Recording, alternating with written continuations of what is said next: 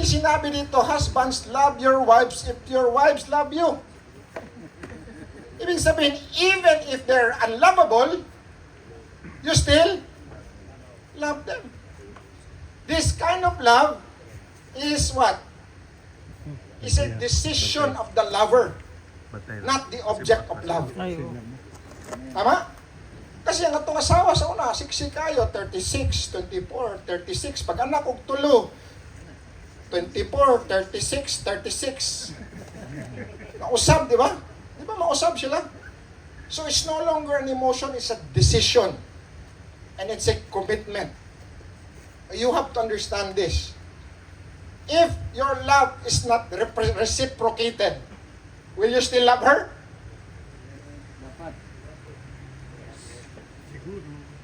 Wala naman sinabi dito, love your wife if they love you back. Or love your wife if they are beautiful, if they are respectful. Wala man. Love your wife, period. No. Sa ato mga lalaki, ato alam man eh. Sige lang kita katawa sa atong asawa, di ba? Maghimot ang mga jokes, there's so many husband jokes. But the reality is this, if you want to build your wives, you've got to love them. As God loves what? The church. And gave himself up for her. Look at this example. This is a beautiful example of the relationship of Christ and the church. And what did Christ do for the church? What did he do? He died for the church. Ako, I have the privilege to do premarital counseling. And if I present this, I would always ask the husband, are you willing to catch a bullet for your wife? I'm gonna ask you now, are you still willing? Still? Are you willing to catch a bullet for your wife at this point time in your marriage life? Will you? I think so. Because that is the kind of quality of love that is presented here. You die daily. You die. Why? You choose, you're not just merely dying, you choose to die, not as a victim, but willingly sacrificing to do so. Why? Because husband's leadership fundamentally is sacrificial. Biblical leadership asks, what must I give up for my wife? You have a conversation kanina, sabi ni Jerry at ni Dan. Can we just bring this up with the woman para maintindihan nila ang role ng husband?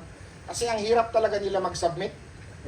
I tell you, if you love your wife just like Christ loved His church, your woman, your bride, when they see Christ in you, they could not help but will submit to you.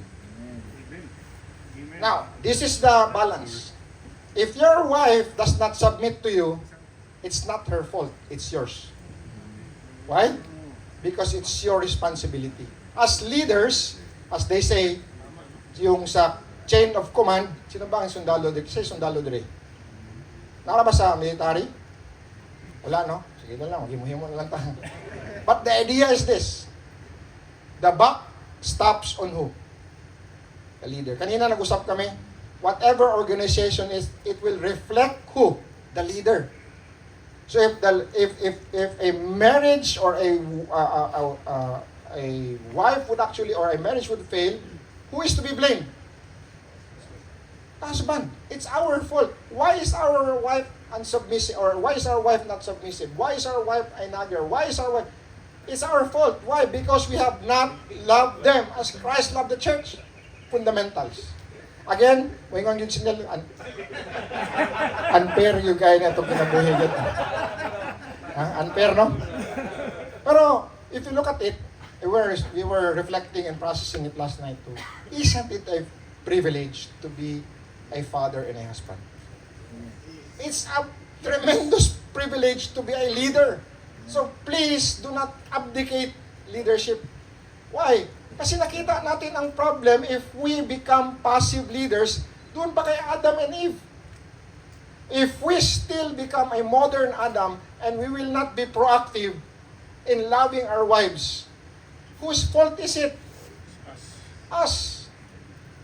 What is the burden of leadership, but at the same time, a challenge for us? So the first thing, if you want to build your wife, you've got to sacrificially love them. Hindi naman sinasabing talaga tayo, literally magpakamatay tayo para sa kanya. But there are things that we need to die to ourselves. For example, our preferences. Our preferences, our hobbies, our likes, our sanity, sometimes sa joke lang. Maraming bagay that we need to sacrifice for our wives. And I'll explain more later. But anyway, the second thing that you need to do, okay? The second thing you need to do is so that he might what? What's the word? Sanctify her, having cleansed her by the washing of water with the word. Question. Is your wife, because of your leadership, is your wife getting closer to God? Is your wife becoming or holier, or ibig sabihin sanctifying, or ibig sabihin she's becoming more Christ-like because of your leadership? If you want to build your wife or your bride, you've got to lead spiritually. You've got to lead her spiritually. That's why the woman, they are everywhere because we're not leading. We don't lead them to discipleship. We don't talk about them about the Bible. We don't talk about them with our study with the Bible. They don't even see you reading the Bible. Let them see you reading the Bible. Let them know what you're reading. Let them know your reflections. They will definitely listen. Amen? And then discuss with them. Ikaw, anong natutunan mo sa Bible na binasa mo? If she doesn't have any answer, she'll be embarrassed. The next time you answer or you ask that question, she will have an answer. Why? Because she sees you reading it and she wants to follow you. That is so common. I've seen it many, many times. Ask her, talk about her, discuss her about what you do. Why? Because that's how you lead them to be sanctified or holiness. And the third is, kung nalagay dito, but look at this. Ano yung sabi ko? Okay? You need to cherish her. Sana yun? Okay? So that he might sanctify her, having cleansed her by the washing of the water with the word, that he might present to himself the church in her glory, having no spot or wrinkle or any such thing, but she'll be a holy, blameless. So husbands ought also to love their own wives as their own bodies. Bodies, he who loves his own wife, loves himself. So sa totoo lang, if you love your wife, you're actually loving yourself. Bakit? Because two become one. Tama? So if you're loving your wife, if you are cherishing her completely, you're also taking care of yourself. It goes back to us. So, what are the things that you can find here? Love sacrificially, lead spiritually for her sanctification, and then cherish her as you cherish yourself. Are you with me? If you want to take care of your own bodies, if you want to take care of your own health, that's the way that you would take care of your wife. Are you helping her? Are you taking care of her? That's how you lead them. Kasi ang mga babae, ang dami nilang pangangailangan. Correct? Do you know those needs? You got to cherish her completely. So, going back to that number, 710041. So the 7 represents have my quiet time 7 days a week. And if you want to lead your wife, then you have to at least once a week lead a family discipleship. Be intentional. Ani, can we sit down and talk about this? Merong verse dito, I want to talk about it. Later, we have a practical way to do that. At least once a week. Can it be every day? Yes. Pwede. Pero at least once a week. Ngayon, kung hindi nyo nagawa, undang na bataan dili, di ba? We just become accountable. Let's do it again next week. But at least once a week. The 0 here means if we love our wife, if we want to lead her, put them into holiness, lead her into sanctifying part. Yung 0, we do our part that we do not commit the sin of. Ano yung pinakadali sa atin mga lalaki? Anger, di ba? Dali kita masuko. Ma-road rage man, sa opisina man, sa asawa man, we have to put up our guardrails that at least during the week, we do not commit the sin of anger. And this one, if we really love our wives, we must do our best to do not commit the sin of lust during the week. Now, kabalo man gyud ko, samtang pula pa ning atong dugo, naagyod na mahitabo sa tuwa. Inigawas pa lang ganin nato, anay mga billboard, di ba? Pagtanaw tag TV, ang produkto epoxy niya, babae nagtupis, naganaan dito sa kasi koneksyon ana. May kutsi ang kuan, siksik ayo na nabayan si Ed Day, okay. Ang mga model siksik, kasi koneksyon aning babae ang kutsi, epoxy sa atop na nagtupis dito sa atop. Why? Because that's the lure. And atong panahon nato sa una, ang pornography, maulaw pa ta. Sige itong mga pangalan sa mga magazine sa una. Betamax. Ha? Playboy. Playboy, sa pa to? Penthouse. Hustler. Liwayway. Kulitan. Bata pa kita. Ano, kulitan. Ano kaya ka, magkurog-kurog ka. But now, pornography is what? Before, we were chasing pornography. At this time, pornography is chasing us. Diba? At the tip of our fingers, pornography is available for us. Even in fact, ako usay mag-Facebook, pagkana na kulap, kurata na ko ani, uy. Kunya, dili, isa.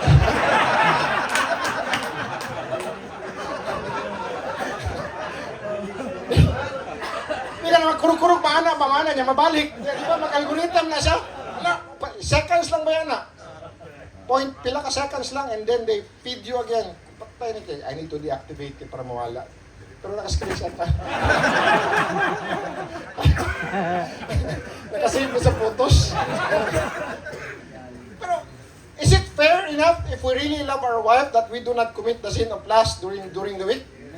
Is it fair enough to talk during our D group na, Brad, how is your thoughts or even your engagement with lust during the week? Was it zero or meron ba? Kung may yung ganig meron, ayun ang pangiyo ang link. Masig mangayo maging ka sa link, ha? So, you got, guys, this is, no, I'm just kidding, no, kay kita-kita lang minute, kung napatong asawa din, nasagpaan lang kita. But isn't this a problem right now? Yes. That's a big problem. And if you do love your wife, just as Christ loved the church, this is something that we need to die of ourselves with. In fact, if you love God more than loving your wife, this is in fact one of the worst sin that we can do with God. Have you ever noticed the Bible? God is always against, or He is always angry with adultery. Ito, trivia na lang. Why would God ask Abraham to cut the foreskin as a covenant with His people? Pwede naman to, tanggalon lang dire na lang ta, kanin lang. Nganong tuli yun ang iyang gusto? Anong foreskin yun? Why do you think that would be? Have you ever thought of that? Why? Why the male genital, ang putlon? Not the male genital, ang foreskin lang. Ang foreskin lang. Why? Why do you think? A visual reminder if you commit adultery. Diba? It's a visual reminder when you commit adultery because God is always against adultery. And the word lust comes from the root word porno, which we get pornography. Pornea, in fact. So, is this a good life challenge? Have my quiet time 7 days a week. Lead a family discipleship at least, have my quiet time 7 days a week. Lead a family discipleship at least once a week. 0 sin of anger. 0 sin of lust. 710041. Excited na ba mo sa 401? Okay. Alright. So, how do you build your wife? This is the second part, okay? Sabi dito, you husbands, in the same way. Now, if you read the Bible, it says in the same way. You go back. And the story of the in the same way when Jesus went through the cross. Okay? In the same way. In a Christ-like way. Sabi niya, what's the word here? Live with your wives in an understanding way. Bakit tayo sinabihan ni God, live with your wives in an understanding way? Because our wives is so hard to understand. I don't know. I just wanna clear that out. No? The word understand here means that you are a student of your wife. You keep on learning her fears, her burdens, what encourages her. You need to know what discourages her. You need to know her spiritual struggles. You need to know her dreams. Ang problema, because we're so familiar with our wives, we stop knowing her. And that's why our wives start nagging at us. They start to become rebellious. They start to not to submit. Why? Because they want attention from us. They need us. Gentlemen, your wife needs you. Many of husbands know everything about their business, their investment, their portfolios. They know their favorite sports. You exactly know your gadgets, the features, your cars. Alam mo lahat. Ang teams ng basketball, ng hockey, you know them. But you stop knowing your wife. Friends, we need to understand more of our wives. Leadership begins with listening. Listen to your wife. Because understanding is love applied. I remember my wife, we have a very big disagreement. I was already a Christian. I was about to become a pastor at the time. She had a severe anxiety in her mind. I have a mistress. It was so real to her. So I have to say, my love, sorry yun na nagkaroon ko o mistress sa imong damgo. So it was her imagination. It was so real that she would actually fall into anxiety. She was hospitalized. She would, ano yung supot na mag-hyperventilate siya. And then I said, what's wrong with you? Sama ka na klase. And then I gave her solutions. I gave her Bible verse. I gave her the principles. Say, mag-away na lang may Bible verse. So naman yung naman taga San Pedro, ano yan na pa. And then I realized, I kept giving her my solutions. What she needed, her solution was for me to listen to her. That's her solution. So there was one night, okay, I will no longer speak, I will listen to you. So girant niya tanan sa kuha without any response. Just speak, kasi yun ang solution niya. She needed to put it out.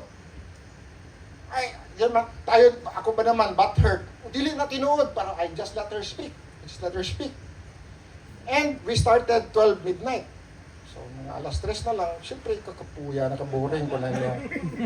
Boring ko na yung istorya. Halos ng uban, dili tinuod. But I just allowed her. And then finally, nakapiyong ko. So, ang pangutaan niya sa kuha, naminaw ka? Oh, nakapay pa quiz. So I have to really answer it. Kasi kung hindi, it means I was not listening. So I'll go back to square one. Limahaan yun. But I have to do it because that's the only ways you could actually get out of it. So praise God, nakatubag ko siyang ansayahang quiz. So the next day, we did it again. It was an exercise. I died to myself. Sige, istorya lang yun diya. Kung masakitan ko, but you have, that's the only way she could be released. So, istorya. Nadugay, ngayon naman siya, katulugon na ka? Tulog na ta? Ay, salamat! Kaya katulugon na ka, naluoy na kasi mong mata ba? Lagi, nagbutang ng toothpick. So, guys, you need to keep being a student of your wife because they are also growing. They have their own struggles. They have their own fair share of the problems of this world. Okay? Especially when your wives went through when they bore children. Maraming hormonal changes. And when they age, they really need you. And you need to understand them. You need to know them. Alam mo yung mga babae, another example, pag muana ka na isa mo ha, bagay ni sa kuha. That's a trick question. Kung wala ka kaila sa iya ha, patay ka. Di ba? Bagay ni sa kuha. She already knows the answer. She's just checking if you know her preference. Manang hadlok kayo ng mga nanan na style. But, pag makapasar ka, sayon kayo ang submission. Diba? Sayon kayo. For example, lang pangutana, asa ta mga on? Ikaw. Patay na kaniha ang tubag ng ikaw. You always take note kung sa itong iyang gusto. Kasi in her mind, she already has that answer. So we need to know, we need to be students of our wives regardless of how many years na mo married. Okay? Some of you, kinsa na diri ang 30 plus years, 30 plus ang kamo, 30 plus years. Wow, 30 plus years. We continue mo na PhD na ta, oh. Ano to sa PhD? Puro problem. Walang panghapon nga doktor. Okay. So, continuing to build your wife, you need to live in an understanding way. Ibig sabihin, you need to also live with her. Okay, most of the time, when they become so misunderstood, we leave them. Meaning, biyaan na to sila. We've got to live there. You got to be on one roof. You got to persevere. You got to be there for her. She must not be a nuisance to you, but instead, she must be somebody that you truly love. Just imagine this. You have a modern instrument. Wapo kayo, wapo kayo mo tugtog, but you never studied it. Wapo di mo kitugtog. That is your wife. Your wife, God has given to you. Remember, the story of Adam and Eve. Adam slept. Eve, was given to him. Your wives are undeserved favors. You do not deserve her. God gave her to you. And that is something that we need to celebrate every day. Kaya sabi nga ni Adam, pagkakita niya kay Eve, di ba, wow, man! Wow! I have somebody. After all, I have named the animals, na narito tanan, mga giraffe, mga hippopotamus, di ginibagay sa kuha. But when he woke up, the wife was there. And so my gentlemen brothers, why would we not also celebrate daily when we wake up with our wives? Whoa, man! Ano ito pinaanak? Wow! Huh? Smirk? You see, it's a celebration. It's a call of celebration. Why? Because our wives are undeserved favor from God. You just don't realize it yet. But they are. Okay? So, what happens next? Live with your wife in an understanding way as with someone, what? Weaker. Now, weaker doesn't mean inferior. It doesn't mean that they are spiritually or emotionally inferior. It just means that they are what? Physically weaker. And that's why we have equal grace, equal salvation, equal inheritance, equal worth. The difference is role, not value. Okay? She's weaker physically. And that's why we're there to assist them because we're stronger by physique. Okay? And we're not there to dominate her because they're weak. We're there to protect. We're there to protect them. And that's why if you want to build your bride, you got to protect responsibly. Kasi paminsan, our protection becomes very self-centered. Hindi mo na ko para ma-protect ka. Pero sa tinuod lang, para gusto sa imuha. If you think about it, para gusto sa imuha. Okay? Next is this. Show her honor. This is one of the most, we forget most of the time. No? Honor means we treat her as precious. Dili itong sa kuha na, precious. Precious means that you honor by listening. Her thoughts, her ideas are real. You don't shrug them off. You speak with kindness. Every wife should flourish, not just survive under her husband's leadership. I honor my wife and I ask her, what do you want to do? What are the giftings? I want to ask her of the giftings or what she wants to do with her giftings. I observe her giftings that she's good at this and I encourage her to do it. That's how you honor her. Know her strengths. Know her weaknesses. And when you see her strength, honor her, support her, encourage her. So when you build your bride, you honor her. So honor means not flattery. It just means that you're there for her and you're all out also of whatever things that she would like to pursue in her life. Because that is assigning or adding value to her. Okay? And then finally, the promise is this. So that your prayers will not be hindered. Gawin mo lahat to. You understand her. You protect her. You show her honor. Why? Because God takes seriously. This is my take here. God takes marriage seriously. A man cannot mistreat God's daughter when expecting uninterrupted fellowship with her father. Our treatment of our wives reveals our relationship with Christ. We need to do this so that our prayers will be answered. Not just because of our answer, because that reflects our relationship with Christ. That's why we really start with God first. We can never build our marriage or our wives or our bride without God first, because it will trickle down to our wives. Lastly, okay, we build from a restored heart. We build your bride, and then lastly, build your children. Okay? Ephesians chapter 6 verse 4 says, Fathers, do not provoke your children to anger, but bring them up in the discipline and instruction of the Lord. This is so specific to fathers. The fathers are singled out. Not mothers are not because mothers are important, but Paul wanted to address the fathers directly. Why? Because you, fathers, are accountable for the spiritual direction of your home and the spiritual health of your children. It's going to be you also. Again, that's the burden of a leader, and that you are accountable not just to your wives, but also your children. Look at this. He gives a negative and a positive instruction. What's the first thing? Do not provoke. Means, do not discourage. Do not embitter them. How do you embitter your children? When you put up so much pressure to them. At this point in time, I've seen young couples, they have trophy children. Tagkan kasi silang activities. Gikan sa eskwelahan, mag-tutor, mag-piano, mag-ballet, mag-swimming. Pag-uli sa balay, mga alas 10 na sa gabi. And then the next day, mumata na po alas 5. Kaya para mo, eskwela na po, and do the same thing. Why?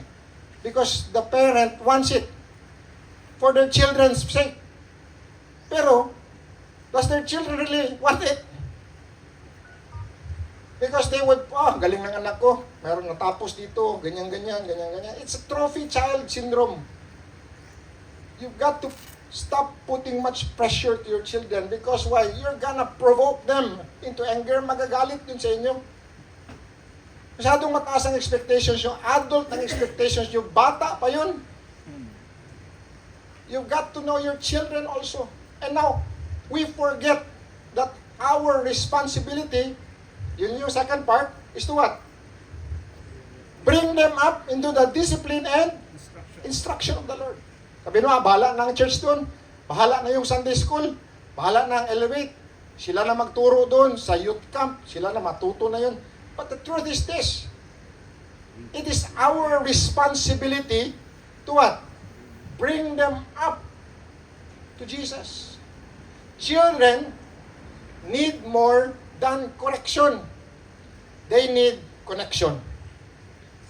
Children need more than discipline. They need discipleship. If you will not disciple your children, somebody will.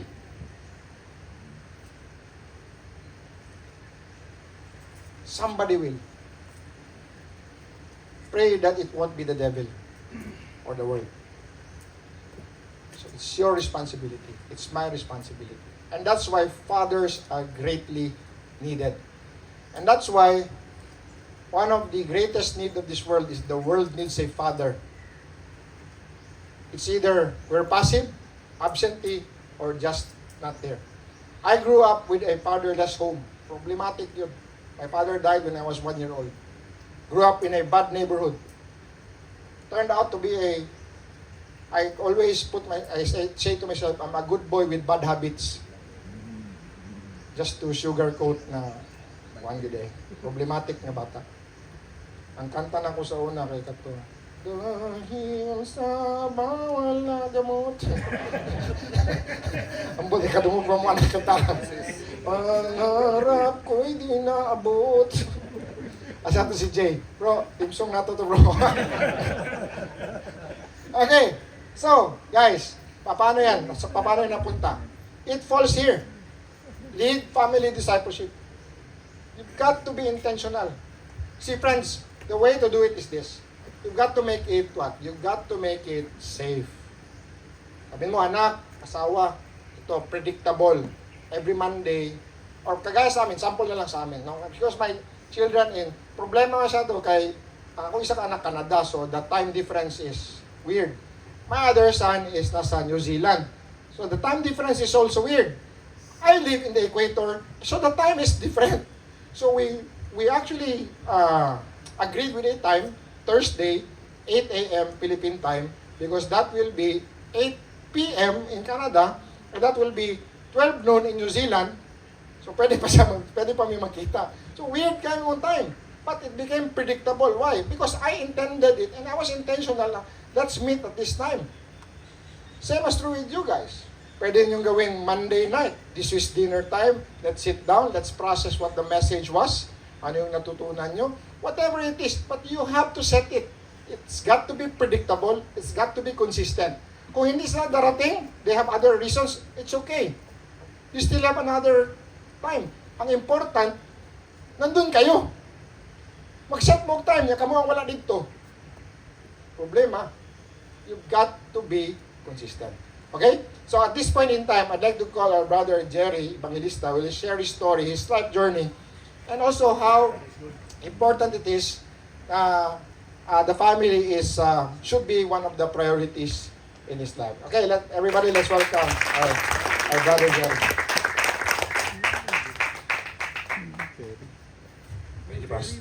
God is good.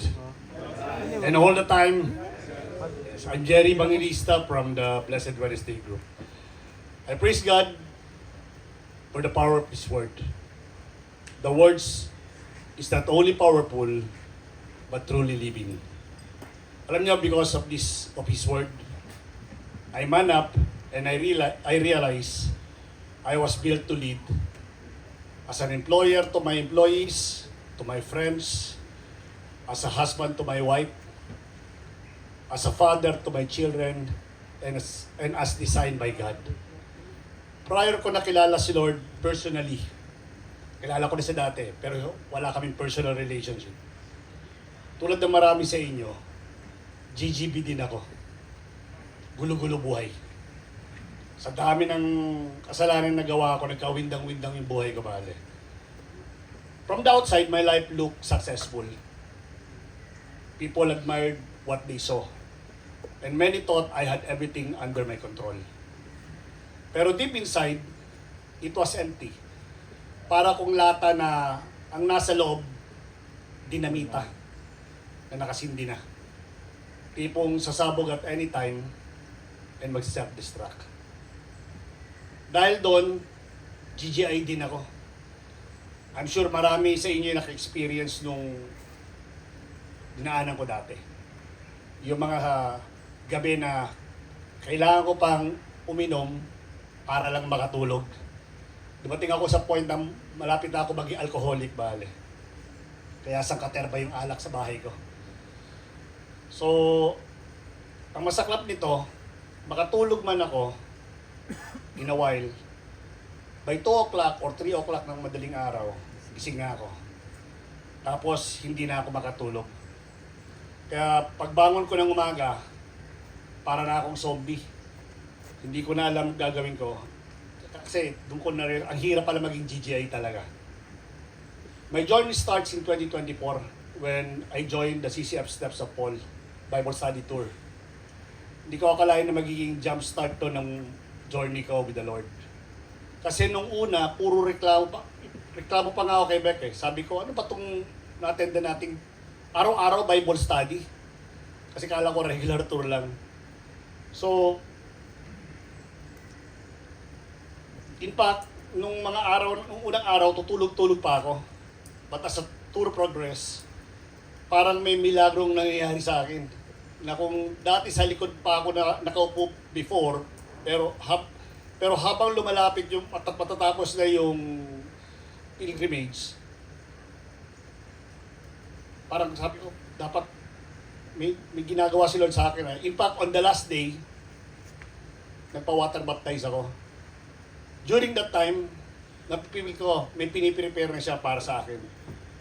Kaya pagbalik namin ng Pilipinas, sa to lang ang dami kong problema noong time na yon. So, problema namin sa negosyo, sa operations, sa mga tao, and lalo na sa pamilya. So, inumpisan ko muna sa mga tao. Kinausap ko yung mga tao namin isa-isa. May tinatawag akong Big Brother R. So, after 2 weeks, lahat ng empleyado namin, natapos yung pagkakausap. Then after 2 weeks, sabi ni Beth, mag-Bible study kaya tayo sa mga tao. Sabi ko, ito ko marunong yan. Sabi niya, madali lang yan. Ganito lang, basahin lang natin yung chapter. Then kung ano yung intindihan natin, share natin. So, tama talaga yung praise na God does not call the qualified. He qualifies the called. So, ginawa ko, para may dahilan din akong makapag-motor araw-araw, nagba-Bible study ako sa mga tao ko sa factory at saka sa office. Tapos mag-segue ako. May discipleship tayo, bale para dun sa mga nagbo-motor. With the belief na papalitan lahat ni Lord, lahat ng ginagawa ko. Kasi transactional talaga yung relationship ko sa Kanya. Ginagawa akong mag-Bible study kasi may ine-expect akong kapalit. Hindi ko akalain may inlove pala ako sa Kanya habang tumatagal. Siyempre, of course, makikilala mo siya eh. From there, mag-uumpisa muna yung takot mo sa Kanya. Sabi nga sa Proverbs, the fear of the Lord is the beginning of wisdom. On top sa pagba-Bible study ko sa mga tao, doon na rin yung pag-join ko ng D-group. Na nag-umpisa with the Thursday group with Pastor Richie, Daniel, Ronald, Ed, and Ian. And from there, doon ko na-realize need ko magkaroon ng spiritual discipline. So, inumpisan ko sa pagbabasa ng Bible gamit tong Bible app na YouVersion, and through this 365 days Bible plan, yung Nicky and Pipa Gamble. Pwede ko i-share sa inyo yan later on. Totoo lang, yung nagbabasa ako most of the time, hindi ko talaga maintindihan binabasa ko. But I keep on reading. I discovered that even one sentence lang or even one word ang matutunan ko for the day could make a big impact on my decision making and productivity ko for the day. Tama talaga din yung Psalm 119:105 that says, "Your word is a lamp to my feet and a light to my path." Kasi God's words became my daily guide. The more I read, the more I hungered and thirst for it. What began as discipline slowly became a delight. Hindi na obligasyon yung pagbabasa ng Bible, it became my favorite appointment to God each day. Because I knew God would speak. As time goes by, nalulumaki yung Thursday D group hanggang nagkaroon na kami ng Blessed Wednesday group. Tapos, dumami pa ulit hanggang nagkaroon na ng breakout, kaya nagkaroon ng Pickle Biblers ni George, na mas lalo pang dumami. Nagkaroon pa ng Monday D group, ni Lanel at saka ni Ronald, Armor Up, kaya nangyari, 3 D group na ina-attendan ko Monday, Wednesday, and Thursday. Sabi ko kay Beck, sa dami ng D group natin na ina-attendan every week, baka lumagpas na tayo sa langit ito. Eventually, God challenged me not to keep His words to myself, to my D group friends and employees.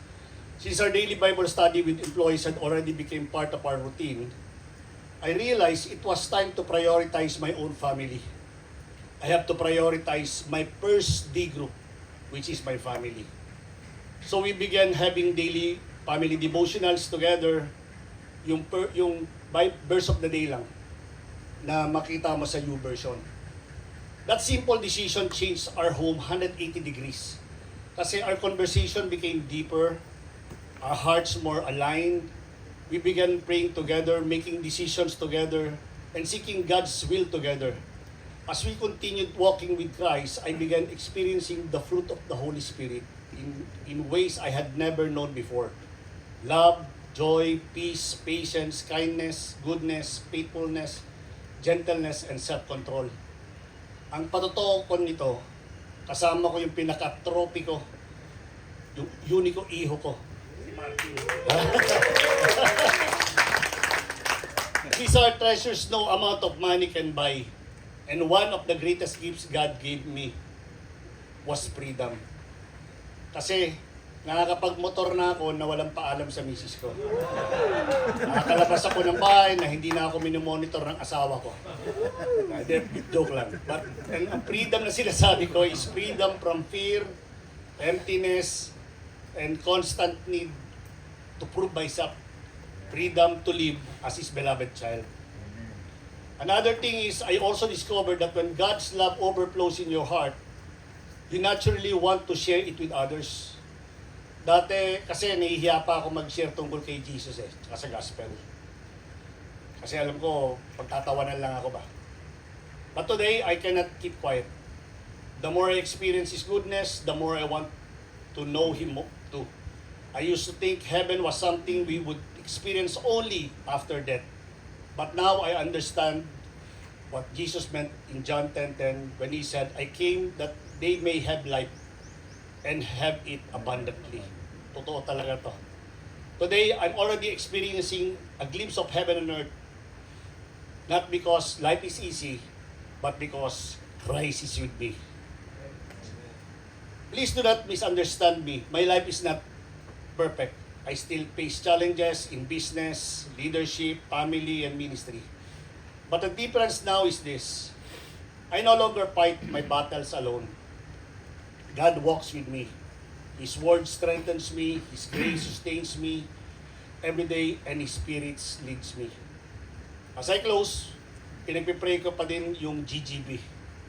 But hindi na yung gulong-gulong buhay, but ganda-gandang buhay na. Of course. Not because life becomes perfect, but because Christ becomes the center of our lives. Kaya ayoko nang bumalik sa dati kong buhay, kaya I'm praying to Him na i-maximize whatever years I have left to serve Him. Whether 15, 20 years or more. Just to be used by Him in whatever capacity that will glorify Him alone. And this prayer is not only for myself, my family, but also for every person around us, including all of you. I want to leave you with the promise in Jeremiah 29:13, you will seek me and find me when you seek me with all your heart. If God can transform a broken, restless, and empty man like me, He can transform anyone. The same God who change my life is calling you today. Just open your heart to Him.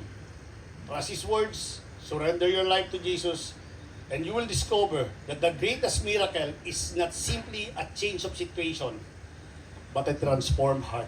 To God be all the glory. Praise God. Thank you, thank you. Parang inspiring story, no? Na God really is in the business of changing hearts, transforming lives. And that's the truth behind, or the reality behind of this movement that we are in. And that's why we really want to share this wonderful story. You know, ang daming kwento, no, na I have the privilege to hear so many stories about couples just, you know, forgetting about everything and moving forward and do what they wanted. But because of when they hear Jesus, there's hope. There's really hope. So wherever you are in your married life, there's hope. There's really hope. But we need to assume responsibility. You know, Jesus, even our model, this is what He did. Jesus kept increasing in wisdom, stature, and in favor with God and man. As 100% man, He kept improving. He kept improving in what? In wisdom. That's our intellectual and our emotional. We keep on growing there. Our stature, physical, not wider. We need to what? We need to be physically active. We need to exercise. Why? Jesus needed to increase in his physical stature because he knew that he would be carrying that cross. Just imagine if Jesus was a weakling, would he actually go through that severe punishment that he went through? And lastly, favor with God, that is spiritual. Even if he is God himself, his intimacy with the Lord kept increasing. And socially. My friends, this is a good model that we can copy Jesus. We must improve and we must keep on increasing. Or else we'll stagnate and we will actually be left behind. So, with this, now, as a model of Jesus, I want to complete the 710041. Have my quiet time 7 days a week. Lead a family discipleship at least once a week. Do not commit the sin of anger during the week. Do not commit the sin of lust during the week. Exercise. Is this important to all of us? Yes. Why? Because as leaders, we need to take care of our bodies as well. We need to be what? Physically able to do the things. The demands of leadership is high physically as well. So we need to take care of ourselves by exercising. What is this exercise? Depende sa inyo. Kung gusto ninyo o push-up na ana-ana lang, kamu bala. Basta something that would improve and that you would increase in your stature. And finally, to share the gospel to one person every week. Why? Just as Jerry testified, you cannot stay quiet. Why? Because you're so filled with the Holy Spirit. Wala. You're filled with the Holy Spirit. You would share it. It's automatic. Out the abundance of the heart, the mouth what? Speaks. And it's only one. Intentionally just share to one person every week. You want to share 2? You want to share 100? That's up to you. But this is a number that we just came up. 710041. It's like something that should actually be our, as a, some men's retreat, that it should be something na we can be accountable with sa D group natin. Now we can, accountability means that we're opening ourselves to be accounted for. Bro, ginawa mo ba ito? Pag sinabing hindi, then bro, I encourage you to do it next week. Okay? Bakit? Mga ganun na mga tanong. Bro, have you committed the sin of anger this week? Oo nga, sa iyo. Joke lang. Kasi tanong ka ng tanong. So, this is just a life challenge with our manap. This is so important because this is how we lead ourselves, we lead our, build our bride, and build our children. Does it make sense? Does this make sense? So what's our topic this morning? Man up, build to lead, build from restored heart, build from your bride, and build from your children. Now, I was just thinking, because this is something that's important, I don't want to miss this. Meron tayong discussion questions, but we need to break out. But, we have prepared something for you. And maybe this is something that, since this is a hot topic pa ngayon, okay, there's a sample here. This is actually a ref magnet. We thought of a certificate. Pero kung saan magod ka ng certificate, sa sobrang ninyo kadagang certificates, di na ninyo ma-remember. So, what we did, okay, is that we put it in a ref magnet. Nandyan yung 710041. So, katong mga hinay nagmata, okay, just use your spectacles. Okay, it says here, man up, build up to lead, my life commitment, 710041. It says here, leadership commitment. Before God and by the power of the Holy Spirit, I commit to lead my wife, my children, and all whom God has entrusted to my care with Christ-like character, humility, integrity, and love for the glory of God. I also commit to walk in faithful accountability with my brothers in Christ through 710041 accountability, encouraging one another to pursue Christ-likeness and faithfully fulfill God's calling as a spiritual servant leader. And then the 710041 is on the other side. Now, there's a joke nga nang ginawa namin to. Ayaw ninyo ibutang sa rice cooker or washing machine, ha? Bugaan na, nasuguan na paguglong at ba? Nasuguan na sa cook ng laba. So, is this something that we can do this morning? Can we all stand and read this commitment together? Okay, can we all stand? And this is also our souvenir to you guys. Sponsored by George Kang. Palakpakan natin si George. Hindi na sila kalimot si mo. Okay, guys, can we read this all together? So, leadership commitment. Before God and by the power of the Holy Spirit, I commit to lead my wife, my children, and all whom God has entrusted to my care with Christ-like character, humility, integrity, and love for the glory of God. I also commit to walk in faithful accountability with my brothers in Christ through the 710041 accountability, encouraging one another to pursue Christ-likeness and faithfully fulfill God's calling as a spiritual servant leader. So, we can sign that. May ano dyan, sign pen. Okay? So, pasa-pasa lang. Your, and you yan. Wala ka? Meron pa, marami dito. Ay, wakabot dito. Sorry. Okay. Is this good, brothers? This is something na remembrance natin with this. And just, even if your wife would say, oh, meron kang ganito ha, allow that to happen. Allow, be accountable, and be somebody, and humility, understand our commitment.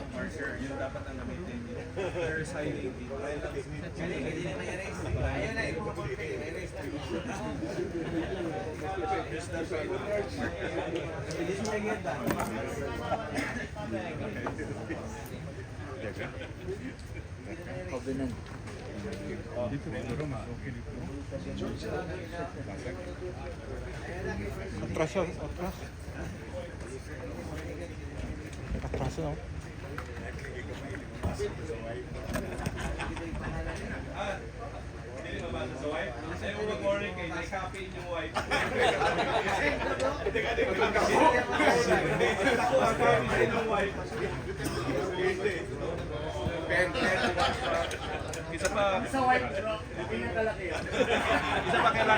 Okay guys, so while you're signing, I'd allow you to just go back to your group that from last night, and these are the discussion questions that you can actually discuss. But before that, can I just invite everyone to a word of prayer before anything else now? Lord, we just lift up to your time. Thank you for the message. Thank you for the testimony sharers. Lord, we thank you that you are you're a God who's willing to, you came to serve and not to be served. And we're just, for that, Lord, we're just grateful for your sacrifices, for your love. In Jesus' name we pray. Amen and amen. Amen. Okay guys, just, and then, the next is, meron tayong